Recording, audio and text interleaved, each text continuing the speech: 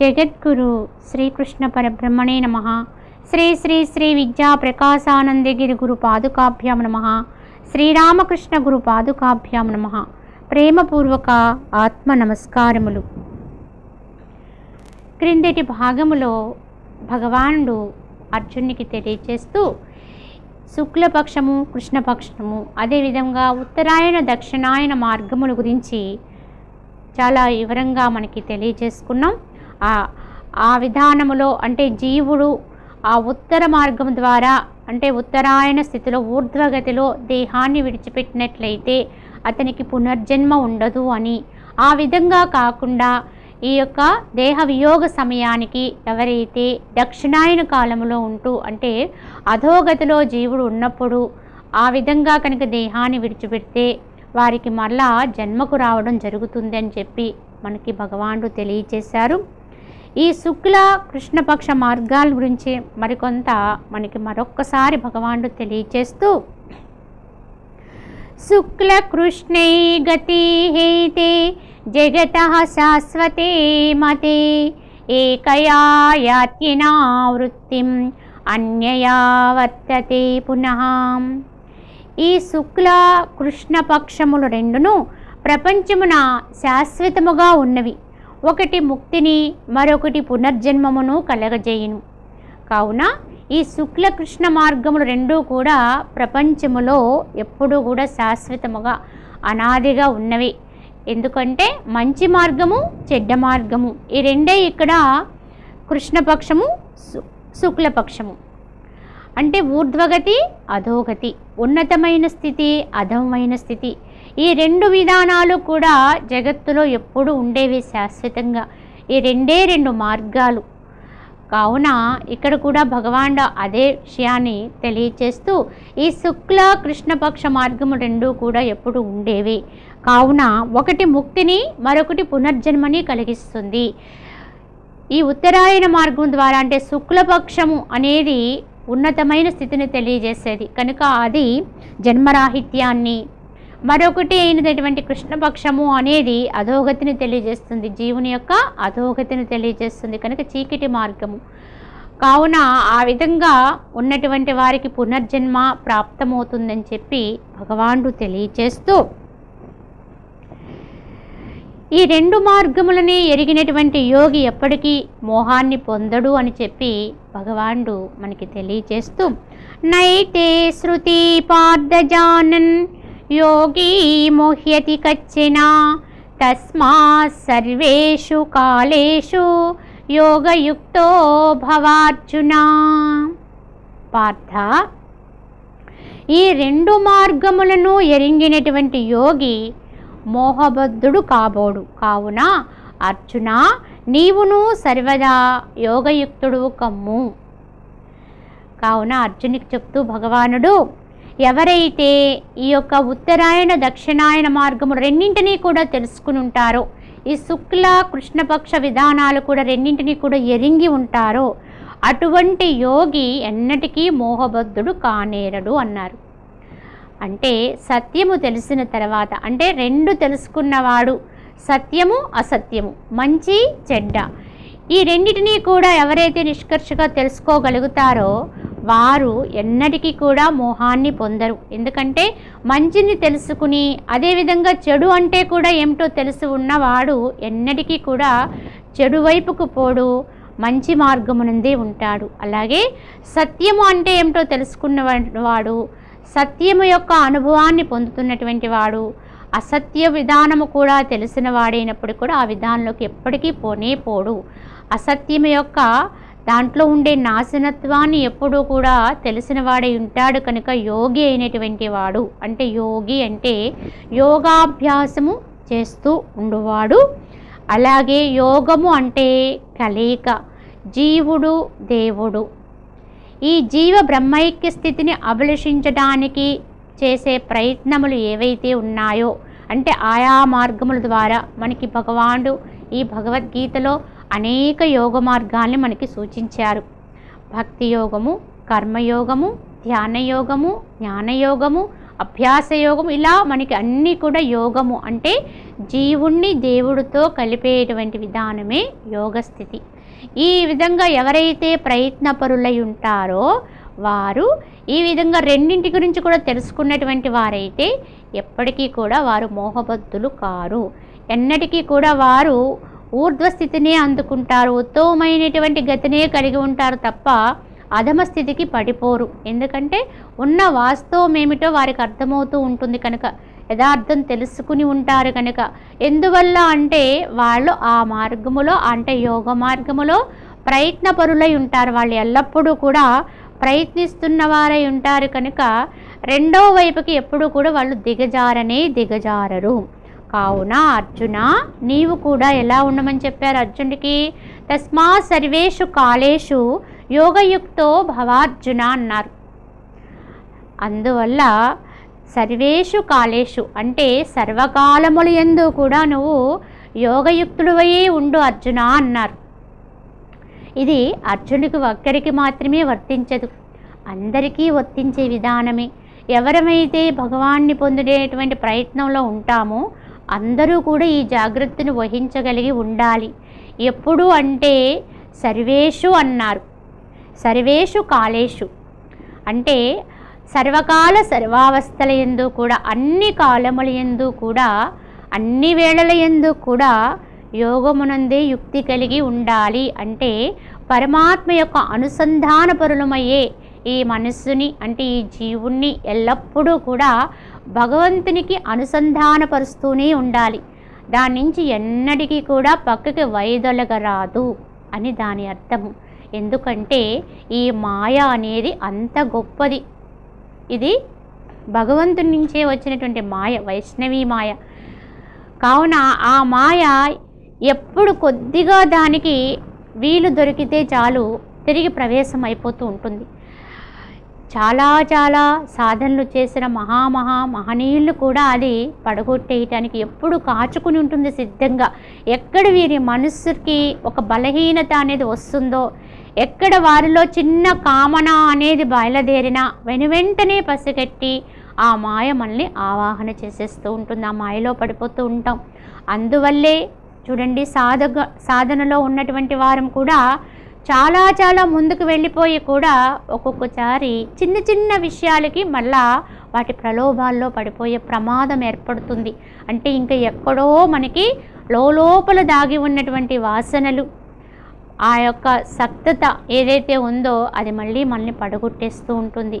కావున మరి దానికి విరుగుడుగా ఏమిటి మంత్రం అండి అంటే యోగా యుక్తో అంటే యోగానుసంధానపరుడై ఉండాలి. అంటే భగవంతుని యందు అనుసంధానము చేసినటువంటి మనస్సు కలిగిన వాడై ఉండాలి, అనుసంధానపరుడై ఉండాలి ఎల్లవేళలా. ఇదే యుక్తి అంటే ఉపాయము. అన్ని ఉపాయముల కంటే గొప్ప ఉపాయము ఈ ఉపాయమే మనల్ని కడతీర్చగలుగుతుంది. కనుక దేనితో ఎల్లప్పుడూ కలిసి ఉండాలి అంటే పరమాత్మ యొక్క భావనతో, ఎల్లప్పుడూ కూడా అదే స్మృతిలో అదే భావనతో తన స్వస్థానం ఏదైతే ఉందో అంటే అందరి యొక్క స్వస్థానము కూడా పరమాత్మయే, అందరి యొక్క గతి అదే ఉన్నది. కనుక ఎల్లప్పుడూ కూడా జీవుడు తన స్వస్థానమైనటువంటి ఆత్మ యందు సుస్థిరుడై ఉండే ప్రయత్నమే చేయాలి.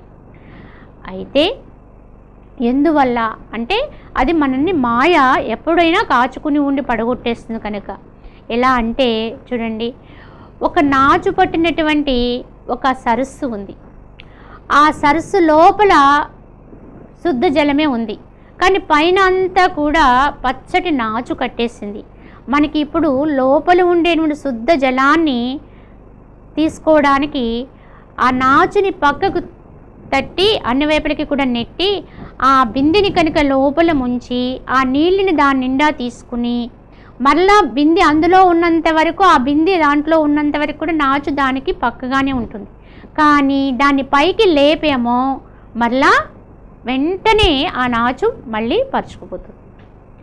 అంటే ఎప్పుడైతే నువ్వు పరమాత్మ యొక్క అనుభవాన్ని అంటే అనుస్మృతి ఏదైతే ఉందో ఆ భావాన్ని ఎప్పుడైతే నువ్వు మర్చిపోతావో, దాని నుంచి కొద్దిగా పైకి పక్కకు తప్పుకుంటావో వెంటనే మాయ కమ్మేసే ప్రమాదం వస్తుంది. కావున ఆ విధంగా మనము తెలుసుకుని చాలా జాగరూకులమై తస్మాత్ అన్నారు ఇక్కడ భగవానుడు. కనుక చాలా జాగ్రత్తగా మనము కనిపెట్టుకుంటూ ఎల్లవేళలా కూడా యోగయుక్తులుగానే ఉండాలి అందరము కూడా. ఇదే భగవానుడు మనకిచ్చిన సందేశం. అర్జునుడు ఒక్కడికే కాదు, ఇది అందరూ ఉండవలసిన విధానాన్ని ఇక్కడ మనకి తెలియజేశారు. కనుక భగవంతుని యొక్క స్మృతి ఎప్పుడు కలిగి ఉండాలండి అంటే ఏదో ఒక్కొక్క సమయం కాదు అని మనం ఇప్పుడు గుర్తించాలి. ఏదో రోజులో కొంత భాగాన్ని భగవంతుని స్మరించుకుని భగవంతుని ధ్యానించుకుని మిగతా అన్ని సమయాలు మన ఇష్టం వచ్చినట్లుగా మనం ఉండవచ్చు అనుకుంటున్నాం. కానీ అలా ఉండడం వల్ల మనకి పూర్తిగా మనము జ్ఞానాన్ని అందుకోలేం. ఎందువల్ల అంటే ఎప్పుడైతే నువ్వు భగవంతుని యొక్క స్మృతి విడిచిపెట్టేశావో, అలానే నీ యొక్క స్వయం అనుభవం, నీవు ఎవరైతే ఉన్నావో ఆ భావాన్ని కనుక నువ్వు విడిచిపెట్టేశావో, నేను ఆత్మనే అనేటువంటి ఆ జ్ఞాన భావాన్ని కనుక నువ్వు ఎప్పుడైతే విడిచిపెట్టేశావో వెంటనే మళ్ళీ మాయ వచ్చేసి కమ్మేస్తుంది. కావున ఆ విధంగా ప్రమాదం జరగకుండా ఉండాలి అంటే ఎల్లవేళలా అన్ని వేళలా కూడా భగవంతుని ఎల్లవేళ శృతిలోనే ఉంచుకోవాలి ఎల్లప్పుడూ కూడా. అందుకే అర్జున, నీవు ఆ విధంగానే యోగయుక్తుడు కా అని చెప్పి భగవానుడు తెలియచేశారు. ఈ యోగము యొక్క గొప్పతనం ఎంతదో కూడా మనకి ఇక్కడ తెలియచేస్తూ, వేదేషు యజ్ఞేషు తపస్సు చైవ దానేషు యత్ పుణ్యఫలం ప్రదిష్టం అత్యేతి తత్సర్వమిదం విదిత్వా యోగీ పరం స్థానముపైతి చాద్యం. ఈ యోగం అనేది ఎంత గొప్పదో మనకి తెలియచేస్తున్నారు. దీన్ని తెలుసుకున్నటువంటి యోగి వేదములు, యజ్ఞములు, తపస్సులు, దానములు చేయుటచే లభించేటువంటి పుణ్య ఫలమును కూడా అతిక్రమించి ప్రధానమైనటువంటి పరమ పదవిని పడేయగలడు. ఈ యోగము చేస్తున్నటువంటి యోగి అంటే దీన్ని తెలుసుకున్నటువంటి యోగి, యోగత్వము యొక్క గొప్పతనాన్ని తెలుసుకున్నవాడే యోగి అవుతాడు. ఆ యోగాభ్యాసపరుడైనటువంటి వాడే యోగి అవుతాడు. నిరంతరము భగవంతునితో కూడిక కలిగిన వాడే యోగి అవుతాడు. కావున ఆ విధముగా ఉన్నటువంటి యోగి ఎటువంటి వాడవుతాడంటే వేదాధ్యయనము చేయడం వల్ల వచ్చేటువంటి పుణ్యము కానీ, అలాగే యజ్ఞయాగాదులు చేయడం వల్ల వచ్చేటువంటి ఫలము కానీ, తపస్సులు దానములు చే లభించేటువంటి పుణ్యము కంటే కూడా వాటన్నింటినీ కూడా అతిక్రమించేస్తాడంటే దాటిపోతాడు. అవన్నీ కూడా మంచివే. అవన్నీ చేయడం వల్ల మనకి కొద్దిగా పరిపక్వత వస్తుంది, పుణ్యం వస్తుంది.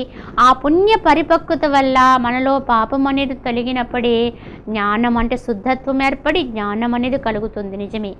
కానీ అవన్నీ మనము అలా ఆచరిస్తూ చివరికి మనం పొందవలసింది యోగాన్ని. ఏ యొక్క విధానములోంచైనా చివరికి అందుకోవలసింది యోగాన్ని, అంటే భగవంతునితో అనుసంధానమునే.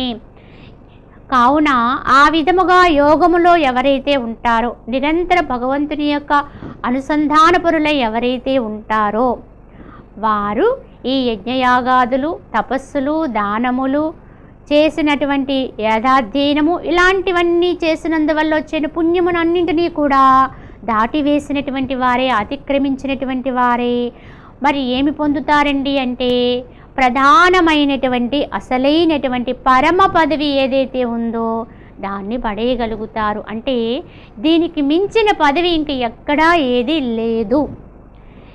ఈ జగత్తులో ఇంకా ఏ పదవులైనా సరే ఇక్కడ అనుభవిస్తూ ఉంటాం, పొందుతూ ఉంటాం. కానీ ఏ పదవిని పొందినా మనకి నిర్భయత్వం అనేది రాదు. అన్ని పదవుల్లో కూడా దాగి ఉన్నది ఏమిటి అంటే భయమే. ఎక్కడ ఆ పదవి మన నుంచి దూరం అయిపోతుందో, ఆ పదవిలో ఉండేటువంటి బాధ్యతల్ని మనము ఎప్పుడైతే స్వీకరణ చేస్తూ ఉంటామో వాటిని ఆచరించే విధానంలో కూడా అన్ని వేళలా కూడా భయాన్నే పొందుతూ ఉంటాం. ఎందుకు అంటే అది పూర్ణ పదవి కానే కాదు, అది శాశ్వత పదవి అసలే కాదు. అది కొంతకాలము తాత్కాలికంగా ఉండే పదవులు. ఇక్కడిక్కడ మనం అనుభవించే పదవులు ఎంత గొప్పవైనా, ఒక దేశాన్ని పరిపాలించే చక్రవర్తి కానివ్వండి, ఇప్పుడు మన దేశానికి ప్రధాని కావచ్చు, ముఖ్యమంత్రి కావచ్చు, ఇతరత్ర మంత్రులు కావచ్చు, అలాగే ఒక చిన్న గ్రామానికి ఆ గ్రామ సర్పంచ్గా ఉండేవారు కావచ్చు. మనం చూస్తున్న లోకములో ఇప్పుడు సహజంగా జరుగుతున్న విధానాన్ని ఈ చిన్న చిన్న పదవుల కోసమే మనుషులు మనము ఎంతో భేదంతో వ్యవహారం చేస్తూ చాలా కల్మషాలను పెంచుకుంటున్నాం, చాలా వ్యతిరేక భావాలను పెంచుకుని ఒక రకంగా అనాగరిక జీవితాన్ని గడుపుతున్నాం. అంటే సంస్కారాన్ని కోల్పోతున్నాం ఒక విధంగా చెప్పాలంటే. ఎందువల్లండి అంటే పదవీ కాంక్ష. ఆ కాంక్ష వల్ల దేన్నైనా చేయటానికి వెనుకాడటం లేదు. కానీ యథార్థంగా ఆలోచిస్తే ఈ పదవులు ఏవైనా నీకు నిజమైన ఆనందాన్ని ఇస్తాయండి అంటే తాత్కాలికమే. అవి కూడా కొంత ఆనందమే. ఆ పదవులు కూడా నీవెంత నిజాయితీగా ఉంటావో అంత ఆనందాన్ని నీకు ఇస్తూ ఉంటాయి తప్ప, అవి నిజాయితీగా నువ్వు దాన్ని కనుక సమర్థవంతంగా నిర్వహణ చేయలేనప్పుడు దాని నుంచి మనం పొందే ఆనందం కూడా చాలా లుప్తమనే చెప్పాలి. ఒక విధంగా చెప్పాలంటే ఎవరు కూడా సంపూర్ణంగా ఆనందంగా హాయిగా ఉండేవారు ఎవరు లేరండి. ఇలా అనుభవిస్తూ అధికారాన్ని చేతపట్టుకుని కూడా ఎన్నో రకాల భయాలకి లోనవుతున్నటువంటి విధానం ఈ రోజున మనం చూస్తున్నాం. కానీ ఎందువల్ల అండి అంటే ఆ పదవుల్లో ఉండేటువంటి తాత్కాలికతను గుర్తించడం లేదు. అవి శాశ్వతం అనుకునేటువంటి భ్రమను పొందుతున్నాం. అవే చాలా గొప్పవి అనేటువంటి భ్రాంతిలో ఉన్నాడు ఈనాటి మానవుడు చెప్పాలంటే. యథార్థంగా ఆలోచిస్తే అన్ని పదవుల కంటే గొప్ప పదవి, రాజాది రాజ పదవి ఏదండి అంటే బ్రహ్మ పదవే. పరబ్రహ్మతత్వాన్ని యొక్క అనుభవస్థానము ఏదైతే ఉందో దానికి మించిన పదవి జగమునందే లేదు ఎక్కడా కూడా. అటువంటి పదవిని పొందగలిగిన వాడెవడో వాడండి అసలైన ధీరుడు, అంటే ధైర్యవంతుడు. ఎందుకంటే ఆ పదవిని పొందిన వాడికి ఎక్కడా కూడా భయం అనేది సంక్రమించదు. భయాన్ని పొందేటువంటి ఆస్కారమే లేదు. అది నిర్భయ స్థానం. ఇంకా అక్కడ దానివల్ల ఎవ్వరికి కూడా ఆ పదవి నుంచి అతన్ని దించడానికి ఎవ్వరూ కూడా సరిపోరు.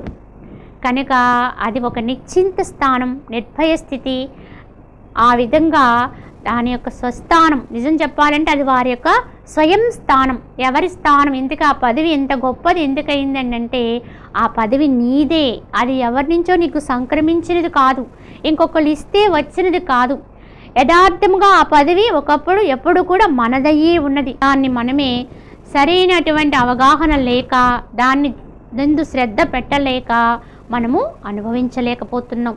కావున ఈ విధంగా తెలుసుకుని ఆ పదవి యొక్క ఉన్నతమైన స్థితిని గమనించి అర్థం చేసుకుని మరి ఈ చిన్న చిన్న వాటి కోసం వెంపల్లాడడం తగ్గించుకుని మనసులో వాటికి ఉన్నటువంటి విలువను తగ్గించుకుని, ఎందుకంటే ఏది విలువైనదో ఏది విలువ కానిదో మనకి ఇప్పుడు తెలియని స్థితిలో ఉన్నాం. విలువైన దాన్నేమో చాలా తక్కువగా చూస్తున్నాం, అసలైన దాన్నేమో చాలా అల్పంగా భావిస్తున్నాం, విలువ లేని దాన్ని చాలా ఎక్కువగా భ్రమిస్తున్నాం. భ్రమ ఎప్పటికీ సత్యం కాదు. సత్యమైన దాన్ని అణగదొక్కేస్తున్నాం. కానీ ఎప్పటికైనా సరే సత్యమే జయిస్తుంది, సత్యమే బయటకు వస్తుంది. కావున మనము మన యొక్క ఆనందానికి నిలవైనటువంటి ఆ బ్రహ్మ పదవిని, ఆ స్వయం పదవిని తానైనటువంటి తనకు తానుగా పొందడానికి తాను స్వయంలో అదయ్యే ఉన్నాం కనుక తన పదవిని తాను పొందటానికి నిరంతర కృషి చేసినట్లయితే తప్పక అది అందరికీ కూడా అనుభవమే అవుతుంది. కావున అర్జున, నీవు కూడా అలా యోగయుక్తుడివై యోగివై ఉండి ఆ యోగిగా ఉండడం వల్ల ఇంకా ఎప్పటికీ కూడా తిరుగులేని పదవిని నువ్వు అది అనుభవించగలుగుతావు అని చెప్పి భగవానుడు అర్జునుడికి తెలియచేశారు. ఈ విధముగా యోగ స్థితిని గురించి మనకి ఈ యొక్క అక్షర పరబ్రహ్మ యోగం అనేటువంటి యోగములో ఈ 8వ అధ్యాయాన్ని ముగిస్తూ ఈ అంత్యకాల భగవత్ చింతన ఇత్యాదివి మనకి తెలియచేస్తూ చివరికి అందరినీ కూడా యోగమునందే స్థితులుగా ఉండమని చెప్పి ఉద్బోధ చేస్తూ భగవానుడు ఈ అధ్యాయాన్ని ముగిస్తున్నారు. హరి ఓం తత్సత్. इति श्रीमद्भगवद्गीतासु उपनिषत्सु ब्रह्मविद्यायां योगशास्त्रे श्रीकृष्णार्जुनसंवादे अक्षरपरब्रह्मयोगो नाम 8मोऽध्यायः. हरि ओं तत्सत्. శ్రీకృష్ణ పరబ్రహ్మార్పణమస్తు. ఈ విధముగా అక్షర పరబ్రహ్మ యోగము అని చెప్పబడేటువంటి 8వ అధ్యాయాన్ని భగవానుడు ముగించి మరలా తిరిగి మనకి నూతనముగా అధ్యాయాన్ని ప్రారంభిస్తున్నారు. ఈ అధ్యాయం యొక్క పేరు రాజవిద్య రాజగుహ్య యోగ. ఇది నవమోధ్యాయ. హరి ఓం. శ్రీకృష్ణ పరబ్రహ్మణే నమః. శ్రీమద్భగవద్గీత అద నవమోధ్యాయ. రాజవిద్యా రాజగుహ్య యోగ. ఈ అధ్యాయం యొక్క పేరే రాజవిద్య రాజగుహ్య యోగం. అంటే ఏమిటి? రాజా అనే పదము శ్రేష్టత్వాన్ని తెలియజేసేది, ఉన్నత తత్వాన్ని తెలియజేసేది. అలానే ఇక్కడ విద్య గుహ్యితం అని రెండు పదాలని వాడారు. అంటే విద్యల్లోకెల్లా శ్రేష్టమైన విద్యే రాజవిద్య. అలాగే గుహ్యితం అంటే రహస్యము అని అర్థం. రహస్యముల్లోకెల్లా అతి రహస్యమైనటువంటిది ఏదైతే ఉందో అది రాజగుహ్యితం. ఆ విధముగా విద్యల్లోకెల్లా మేటిదైనటువంటి, రహస్యముల్లోకెల్లా అతి రహస్యమైనటువంటి యోగం ఏదైతే ఉందో దాన్ని మనకి ఇప్పుడు తెలియచేస్తున్నారు. కనుక భగవానుడు ఈ అధ్యాయానికి రాజవిద్య రాజగుహ్య యోగ అనేటువంటి పేరును పెట్టడం జరిగి ఉండొచ్చు. అయితే గత మనకి 8వ అధ్యాయం అంతా కూడా అక్షర పరబ్రహ్మయోగం అని చెప్పబడుతుంది. అంతకు ముందుగా భగవానుడు అర్జునుడికి బోధ చేస్తున్నప్పుడు 7వ అధ్యాయంలో విజ్ఞాన యోగ అనేటువంటి విధానములో ఆయనకి జ్ఞాన విజ్ఞానములన్నింటినీ కూడా ఉద్బోధ చేస్తున్నప్పుడు ఆ చెబుతూ ఉన్నప్పుడు మధ్యలో భగవాను నోటి వెంట వచ్చినటువంటి అధిభూత అధిదైవత అలాగే ఆధ్యాత్మిక కర్మ బ్రహ్మము ఇత్యాది పదములు విన్నటువంటి అర్జునుడికి ఆ యొక్క పదాలకి అర్థాన్ని తెలుసుకోవాలి, అవేమిటో తెలుసుకోవాలనే కుతూహలంతో వాటిని గురించి ప్రశ్నించడం జరిగింది. ఆ ప్రశ్నలకు సమాధానం చెబుతూనే 8వ అధ్యాయం అంతా కూడా నడిచింది. అందులో మొట్టమొదటి 6 ప్రశ్నలకి క్లుప్తముగా సమాధానం చెప్పారు. అలానే 7వ ప్రశ్న అయినటువంటి అంత్యకాల భగవత్ చింతన గురించి చాలా విశేషంగా చెబుతూ అధ్యాయాన్నంతటిని కూడా కొనసాగించారు. అదే అక్షర పరబ్రహ్మ యోగ అనేటువంటి పేరుతోటి ఆ అధ్యాయాన్నంతటి కూడా భగవానుడు తెలియజేయటం జరిగింది. అయితే గత అధ్యాయంలో చెబుతూ మధ్యలో విడిచినటువంటి ఆ జ్ఞాన విజ్ఞానములన్నింటినీ కూడా మనకి మళ్ళా తిరిగి అందించే విధానంలో భగవానుడు అధ్యాయాన్ని మళ్ళీ అక్కడి నుంచి మొదలుపెట్టి అర్జునుడికి బోధ చేయడం జరుగుతుంది. అదే రాజవిద్య రాజగుహ్య యోగ. ఇప్పుడు తాను చెప్పబోయేటువంటి జ్ఞానం విజ్ఞానం ఇవి ఎంత గొప్పవో కూడా భగవానుడు అర్జునుడికి తెలియచేస్తూ శ్రీ భగవానువాచ ఇదం తు తే గుహ్యతమం ప్రవక్ష్యామ్యనసూయవే జ్ఞానం విజ్ఞాన సహితం యజ్ఞాత్వా మోక్షసే శుభాతు. శ్రీకృష్ణ భగవానుడు ఈ విధంగా చెబుతున్నారు, అర్జున దేనిని తెలుసుకుని దుఃఖరూప సంసారము నుండి పారంగతుడు వగుదువో అట్టి గోప్యతమైనటువంటి విజ్ఞాన సహిత జ్ఞానమును అసూయారహితుడైనటువంటి నీకు చెప్పుచున్నాను వినుము అన్నారు. అంటే ఇక్కడ అర్జున్ యొక్క ప్రశ్న లేకుండానే భగవానుడు ప్రారంభించారు ఈ అధ్యాయాన్ని. ఎందుకంటే గత అధ్యాయం అంతా కూడా అర్జునుడి ప్రశ్నకు సమాధానంగా చెప్పడం జరిగింది. గతములో తాను ఎక్కడి నుంచి అయితే ఆ బోధ మధ్యలో నిలిపారో అక్కడి నుంచి మళ్ళీ ఎత్తుకుని భగవానుడు మనకి అధ్యాయాన్ని ప్రారంభిస్తారు. అయితే భగవానుడు అంటున్నారు, అర్జున దేనిని తెలుసుకుని దుఃఖరూప సంసారము నుండి పారంగతుడు అవుతావో అట్టి గోప్యతమైనటువంటి జ్ఞాన సహితమును నీకు తెలియచేస్తున్నాను. అది కూడా ఎందుకంటే నువ్వు అసూయారహితుడు కావునా అన్నారు. అంటే ఇప్పుడు చెప్పబోయేటువంటి అధ్యాయములో ఉండేటువంటి సత్యాన్ని కనుక తెలుసుకోవడం ద్వారా ఏమవుతుంది, దాని ఫలం ఏమై ఉన్నది కూడా చెప్పారు. ఇక్కడ ఈ దుఃఖరూప సంసారము నుండి విడువడగలుగుతావు అన్నారు. సంసారము అంటే ఏమిటో భగవాను దృష్టిలో ఇక్కడ తెలియచేశారు. మనం అనుకుంటాం సంసారము అంటే చాలా అది ఆనందంగా ఉండేది, సంతోషంగా ఉండేది, అది చాలా గొప్పది అని భావిస్తూ ఉంటాం. ఈ సంసారం పట్లే ప్రియత్వాన్ని పొందుతూ ఉంటాం. కానీ అసలు సంసారం అనే పదానికి భగవానుడు మరి భగవద్గీతలో ఏం చెప్పి ఉన్నారంటే, సంసారం అంటే ఈ భౌతికంతో మనస్సుకుండేటువంటి సక్తత భావాన్నే సంసారము అన్నారైనా. ఎక్కడెక్కడ ఎవరెవరి యొక్క మనసుకి ఈ కనిపించేటువంటి దృశ్యం పట్ల ఏదైతే భ్రాంతిమయమైనటువంటి భ్రాంతితో కూడినటువంటి మోహం ఉంటుందో అట్టి భావాన్నే సంసారం అన్నారు. ఆ విధంగా తెలుసుకోగలిగితే సంసారం అనేది అందరికీ ఉంది, చిన్న పెద్ద అనేటువంటి తేడా లేకుండా, అలాగే వృద్ధుల లేదా వయసులో ఉన్నారా అనేటువంటి వ్యత్యాసము లేకుండా, మనస్సుకి ఎంతవరకైతే భౌతిక ప్రపంచం పట్ల వ్యామోహం ఉంటుందో, సక్తత ఉంటుందో, ఈ కనిపించేదంతా సత్యం అనేటువంటి భ్రాంతి ఉంటుందో, ఆ భ్రాంతితోనే జీవిస్తూ ఉంటాము. అంతవరకు కూడా సంసారం ఉండనే ఉంటుంది. ఏకాకిగా జీవించేవాడికి కూడా సంసారం ఉంటుంది. కానీ ఇది లేకుండా జీవించగలిగితే, దీన్ని తెలుసుకుని జీవించగలిగిన వాడికి ఎందరిలో ఉన్నా కూడా సంసారి కానే కాడు. కనుక ఈ విధంగా మనము సంసారానికి అర్థాన్ని కూడా తెలుసుకోవాలి. భగవంతుడు మనకి అంతర్గతంగా చెప్పినటువంటి సంసారిక పదానికి అర్థం ఇదే. అయితే దాన్ని ఆయన ఏమన్నారు అంటే ఇక్కడ దీన్ని ఈ సంసార వ్యామోహంలో పడి అది సత్యమనే నమ్మకంతో చాలామంది దాన్ని చాలా గొప్పదిగా భావిస్తూ ఉంటారు. దాంట్లో ఉండేటువంటి హెచ్చుతగ్గుల్నే చాలా చాలా విలువగా తీసుకుంటూ ఉంటారు. కానీ దాన్ని భగవానుడు దుఃఖరూప సంసారం అని చెప్పి కొట్టుపడేశారు. అంటే అసలు సంసారం అనేదే, ఈ భౌతికంతో పెట్టుకునే సక్తత అనేదే చివరికి మిగిల్చేది దుఃఖమే. అది లోపల విషబీజాలనే కలిగి ఉంటుంది. బయటికి మేడు పండుల పండులా అనిపిస్తుంది, అందంగా అనిపిస్తుంది, మధురంగా ఉందేమో అనేటువంటి భ్రమని అపాతరమణీయం అన్నమాట. ఇది బయటికి అందంగా కనిపించవచ్చు, కానీ దాని లోపల ఏమున్నాయి? విషబీజాలే ఉన్నాయి. ఈ కనుక సంసారం యొక్క దుస్థితి ఏమిటి అంటే దుఃఖమే అని చెప్పి భగవాన్ నిష్కర్షగా తెలియచేశారు ఇక్కడ.